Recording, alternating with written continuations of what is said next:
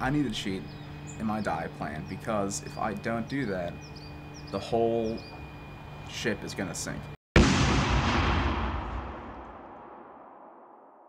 Obviously, I don't need pizza to lose weight. That's the last thing I need. It was like wings, breadsticks, 2 pizzas, and I just annihilated all of it and devoured everything. Man, I had some ice cream later on. It was just bad. It was bad news bears, man. You know, it satisfied that craving, so if I didn't have that, you know, it could have been bad. If I don't build in these cheats, like, I know that I will fail, like, as a whole. It's inevitable. Like, I'm gonna eat stuff that I love to eat. I just gotta control it more. That's all it is. So this is my pad. You know, I like to keep it relatively simple. Some nice warm colors. As you can see, I got my projector up there, which watch my my movies, my TV. I play my PS3 on there. Pretty much everything that I watch is right through my projector. Just helps with some peace of mind knowing that when I come home after work, I can just relax. Nothing's dirty, nothing's disorganized. This belt right here, it was commissioned in 1987, which is the year I was born.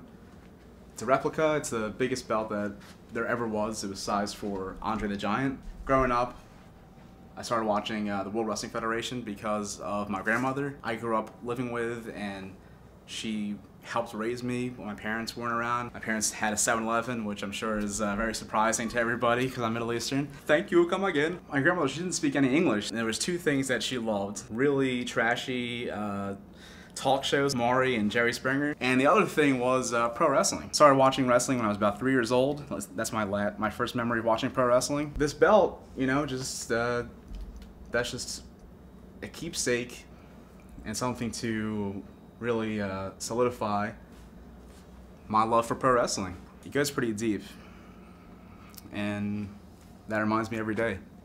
Reminds me of my grandmother, reminds me of what I love, the hobbies that I enjoy doing, and a family. Right, so this is my kitchen. I use this Foreman grill a whole lot. Grill some chicken. I've been staying away from red meat, so I used to cook a lot of steaks on there, but no more. Sometimes I do some fish, but mostly chicken because it's simple, it's nutritious, and it's cheap. So this juicer here, I got it pretty recently. My juices taste pretty bad right now, but you know, I'm improving that day by day. I'm trying out new recipes online. But honestly, I just try to chug it down because I know it's good for me, but they really do need some improvement. They're just horrendous. I've been trying to be healthy, but not gonna lie, I got my little reservoir, my little stash of... I got a few comments at the grocery store when I was buying all of this, but I didn't really have any excuses for them. First of all, I just like variety. If you are gonna buy this much ice cream, people tend to buy the same flavor, but I'm a huge fan of variety. Chocolate chip cookie dough, which is awesome. White chocolate raspberry truffle, really cool new flavor that they had, and I had to try it. Cherry vanilla is definitely something that I'm a huge fan of. The vanilla chocolate chip, the caramel. Put some chocolate syrup on that, yo.